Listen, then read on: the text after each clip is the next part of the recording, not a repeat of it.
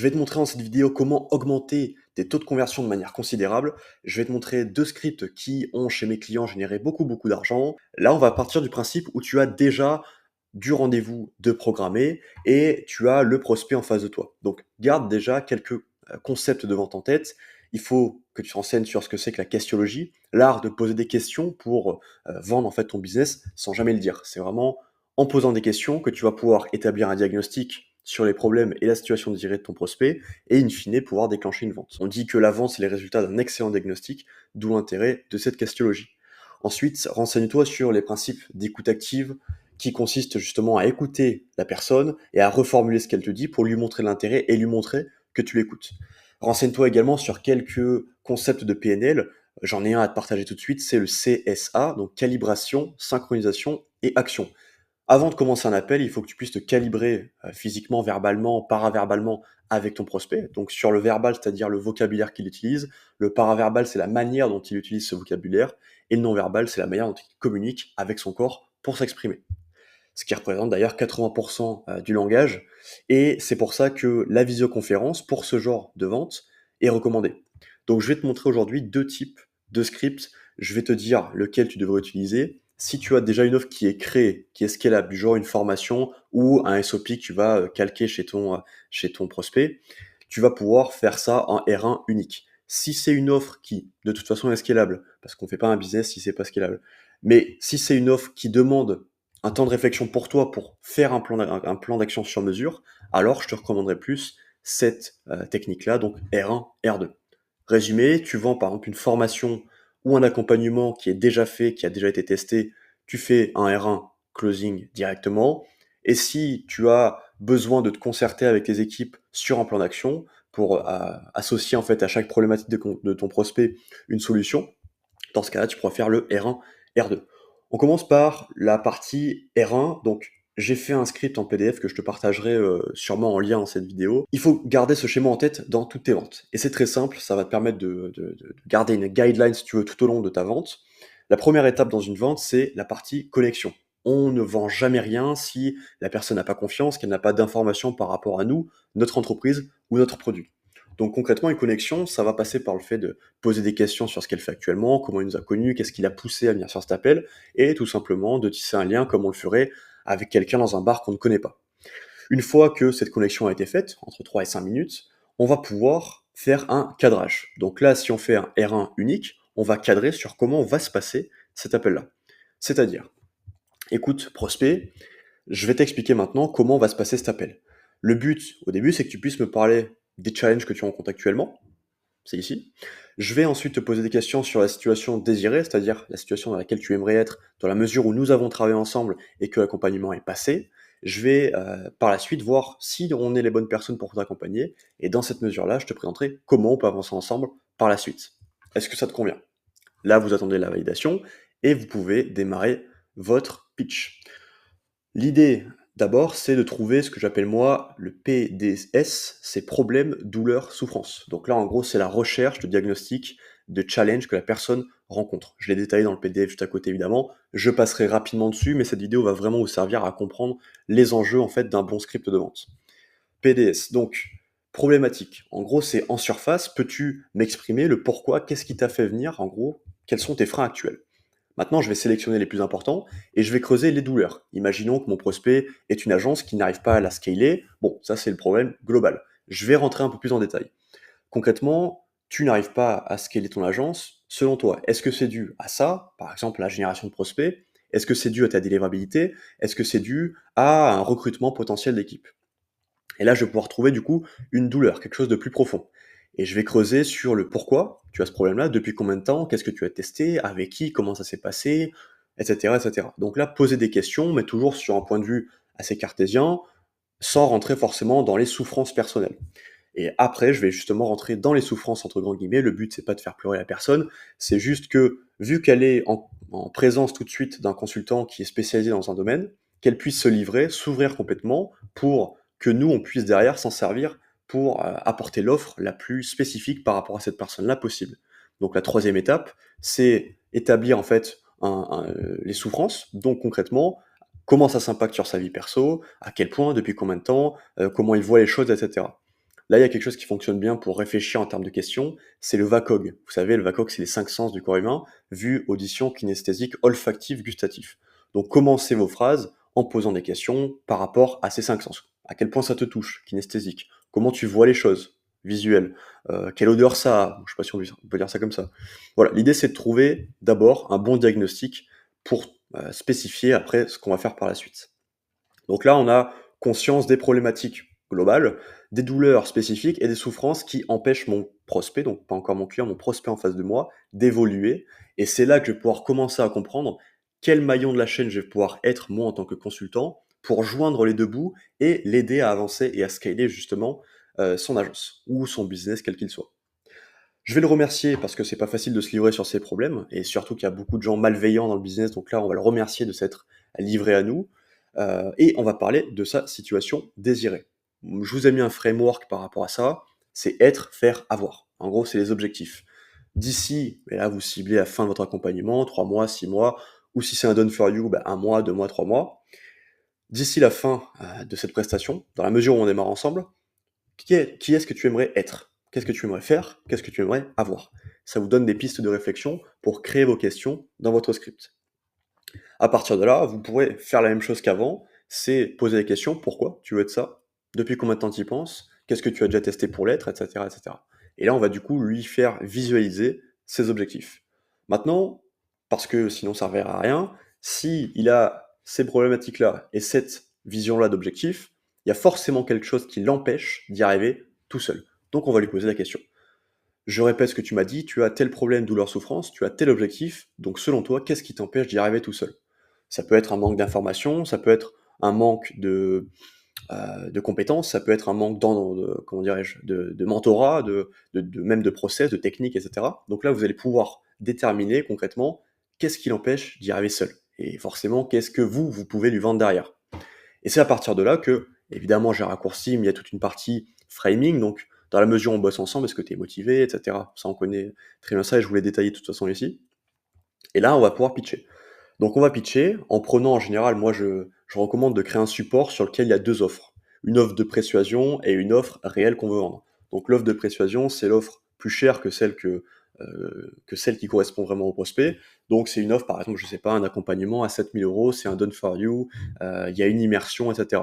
Mais ce que je te recommande plus selon moi, parce que, et là vous mettez une étiquette positive, tu es autonome, tu as déjà de l'expérience, tu as déjà testé ça, c'est plutôt celle-ci qui représente un investissement de 4 000 € et voilà ce qu'elle contient. Voilà. Donc concrètement, c'est pour mettre ce petit effet de différenciation entre vos deux offres. Donc là, le pitch, et ce pitch-là va vous permettre du coup, par rapport aux problématiques que vous avez décelées, aux objectifs décelés, aux incapacités d'y arriver seul, de pouvoir présenter l'offre irrésistible à votre prospect. Évidemment, si c'est une offre qui a déjà été créée auparavant, il faut que vous orientiez l'explication par rapport justement à ce que vous avez vu avec votre prospect.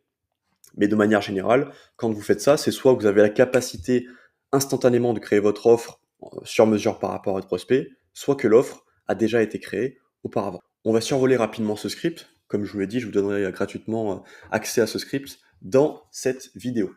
Donc comme j'ai dit, on fait la connexion. Ok, comment se passe ta journée, ta semaine, etc. Ensuite, on va aborder le cadrage. Voici comment va se passer cet appel. Ensuite, on va trouver le pourquoi. Donc là, en fait, si on veut, c'est le P des problématiques. Donc là, c'est vraiment la surface. Creuser le diagnostic. Là, on va pouvoir poser des questions sur ce que j'ai mis là, le P3QCOC, donc pourquoi, qui, quand, quoi, où, comment, combien. Donc là, on va pouvoir rentrer dans les douleurs. Et ensuite, les souffrances potentiellement, comment tu te sens par rapport à ça, le VACOG, etc. Ensuite, on va pouvoir le rassurer, lui dire que c'est normal si tu es dans cette situation parce que blablabla, le remercier de nous avoir partagé ça et passer sur la vision idéale de son entreprise ou sa vision personnelle. Donc là, en gros, le but, c'est de les soutenir dans leur objectif et de pouvoir les orienter également sur ce qu'il est réalisable de faire et ce qui n'est pas réalisable de faire ou d'envisager. Donc là, vous allez comprendre vraiment là où il veut aller et ensuite incapacité à continuer seul.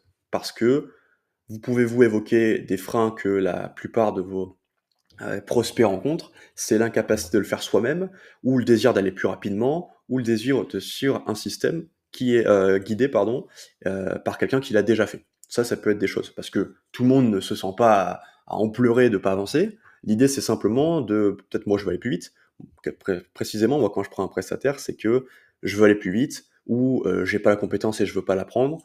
Voilà, c'est souvent pour ce genre de réponse-là que je prends des consultings. Framing, donc là en gros, c'est lui rappeler sa situation actuelle, sa situation désirée, lui faire confirmer que ça affecte potentiellement d'autres aspects de sa vie, que c'est le moment de passer à l'action, qu'il a déjà testé, et cetera, et cetera. Et donc on va pouvoir présenter l'opportunité. Concrètement, là, vous allez pouvoir le mettre en face justement de votre offre à vous. Et moi, ce que je recommande, c'est en effet de soit faire comme je l'ai dit avant, une page de persuasion, donc une page, hein, tout simplement comme un tunnel de vente, mais sans appel à l'action.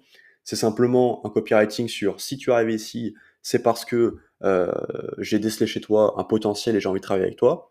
L'offre chère entre guillemets, l'offre moins chère, et on va toujours recommander l'offre moins chère. Si c'est une prestation où il n'y a pas forcément 2 offres, je vous recommande de faire une carte mentale comme ça, où c'est concrètement un descriptif de l'avatar client.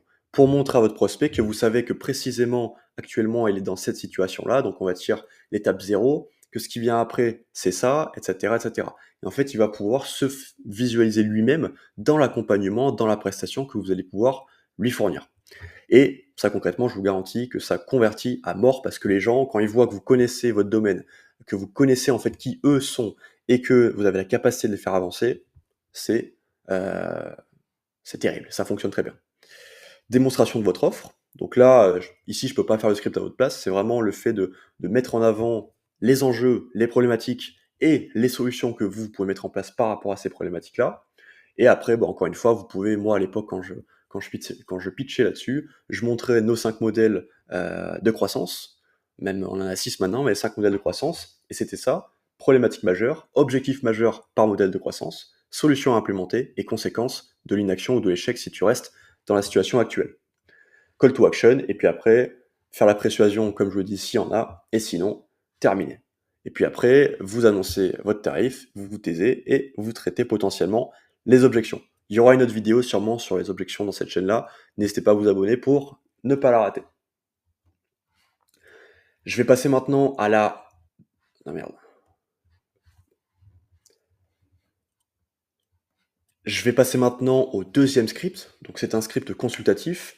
Concrètement, le premier rendez-vous se passe sensiblement de la même manière. On fait la connexion, le cadrage, mais cette fois-ci il change.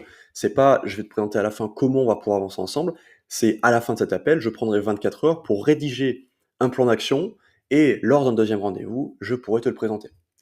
Donc là, on va trouver pareil, recherche de diagnostic, donc problème, douleur, souffrance, être, faire, avoir, ce qu'il aimerait atteindre comme situation désirée, et les incapacités à y arriver seul, qu'est-ce qu'il a déjà utilisé, qu'est-ce qu'il a comme outil. Voilà, concrètement, moi, je me sers beaucoup plus de ça quand je fais des rendez-vous, parce que on a des agences qui font déjà 10, 15, 20, 30 000 euros par mois et qui ont besoin de scaler à plus, mais si elles font déjà ces chiffres-là, c'est qu'elles ont déjà pas mal de choses en place. Donc concrètement, je close jamais en R1, c'est d'abord un diagnostic, ensuite, donc où je vais rechercher les outils, où je vais chercher ce qu'ils ont déjà testé, ce qu'ils veulent faire.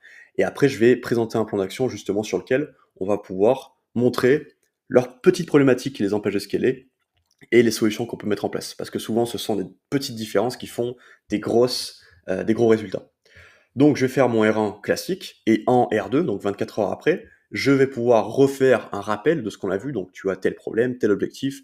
Voici les solutions, les problématiques que tu m'as présentées la dernière fois. Je vais te présenter le plan d'action avec toutes les solutions. Et là, concrètement, le script, moi, alors j'ai mis Fathom, activé Fathom ou Samblai, c'est une intelligence artificielle qui vous enregistre pour que vous puissiez revisionner après. Donc, lors du R1, vous enregistrez, vous pouvez revisionner durant les 24 heures et ça vous permet après de vraiment faire un plan d'action sur mesure. Donc, lors du premier rendez-vous, comme j'ai dit au tout début, c'est une connexion. Vous pouvez rapidement faire une démonstration de votre écosystème. Donc moi, je parle de modèle de croissance, je parle des clients qu'on a déjà accompagnés et de qui moi je suis personnellement.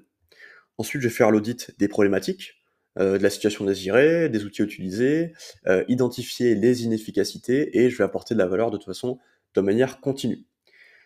Ici, donc dès la fin du R1, le closer exporte depuis Fathom ou d'autres. Là, en fait, c'est un script que j'avais fait pour mes closers et pour les closers de mes clients. Les problématiques du prospect sur la fiche du CRM, donc il va pouvoir les exporter, et il n'aura plus que en fait, la veille du R2, qu'à consommer, en fait, à se rappeler ce qu'il avait vu lors du R1, et sortir les problématiques qu'il avait évoquées, et attribuer les solutions pour qu'il puisse les présenter lors du plan d'action. Moi, le plan d'action, concrètement, c'est un Google Doc qui fait plusieurs pages, et sur lequel en fait on va pouvoir associer à chaque problématique une solution.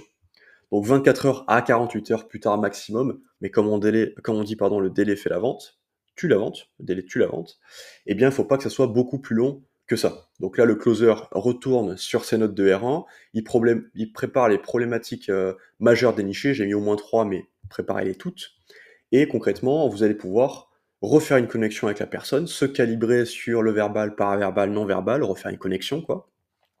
Introduire le plan d'action avec une persuasion rareté-urgence. Donc, comme tu le sais, en ce moment, on est en lancement, on a une trentaine de rendez-vous par semaine et on prend uniquement 10 consultings par mois pour des raisons d'équipe, pour des raisons de machin. Vous trouvez vos raisons à vous. La seule chose que j'attends de toi à l'issue de cet appel, c'est une réponse claire par rapport à ce que tu as envie de faire avec nous, que ce soit un oui ou un non. Moi, c'est très clair, c'est comme ça qu'on fonctionne. Anticiper les objections, on va pouvoir faire sauter les croyances limitantes avant de pitcher justement sur le plan d'action. Donc la plupart des personnes qui n'arrivent pas à avancer, c'est soit parce qu'elles se disent qu'elles ne sont pas capables d'y arriver, soit qu'elles passent pas à l'action rapidement, soit qu'elles se font pas assez confiance. Voilà, donc là j'ai anticipé les objections, je passe à mon plan d'action. Donc voici ton plan d'action détaillé. Problématique numéro 1, c'est celle que tu m'as citée, je reprends ces mots à lui. Voici les solutions qu'on va pouvoir mettre en place. Dans la mesure où tu passes pas à l'action, voici ce qui va se passer. Et je fais ça pour toutes les problématiques. C'est ça qui prend le plus de temps. En général, j'arrive à en déceler entre 10 et 15, et c'est vraiment comme ça que je vends mon offre. Problématique, solution, conséquence de l'inaction. Et après, appel à l'action, donc programme, si j'ai deux programmes, mais en général, ça c'est pas des programmes moi que je vends, c'est du consulting. Donc là, je vais lui pitcher en gros le devis, donc tu vas avoir accès à ça, donc la promesse, rappel des problématiques numéro 1, je vais lui montrer les livrables qu'il va récupérer, et j'annonce le prix. S'il y en a deux, j'en fais deux, mais en général, j'en fais qu'une seule. Et là, du coup, je lui dis, voici comment ça se passe par la suite. On va faire ensemble la partie administrative, paiement, etc. Et tu vas tout de suite récupérer accès à SF University. Et puis par la suite, tu vas pouvoir prendre ton premier coaching, entre guillemets, parce que c'est pas les coachings, mais ton premier consulting pour qu'on puisse faire le plan d'action pour la suite. Voilà, terminé. Et en général, ça close à 80%. Parce qu'il y a plein de choses que j'ai mis en place aussi, sur le marketing, sur le product, que c'est une offre irrésistible, que j'ai un bon marketing, etc. etc. Juste pour la petite persuasion de ce script-là, ça fait 4 ans que je me sers du closing pour vendre soit mes prestations à moi, soit pour celles de mes clients. Et j'ai mis, je crois dans le titre de cette vidéo, comme quoi ce script avait généré plus d'1 million d'euros. C'est le cas parce que j'avais des clients qui faisaient entre 150 et 200 cas par mois. Moi, mon job à l'époque, c'était de manager des closers et d'observer justement à quel moment du script on pouvait optimiser pour convertir plus. Éclatez-vous avec ce script-là, déchirez votre journée et on se voit très vite. Ciao, ciao.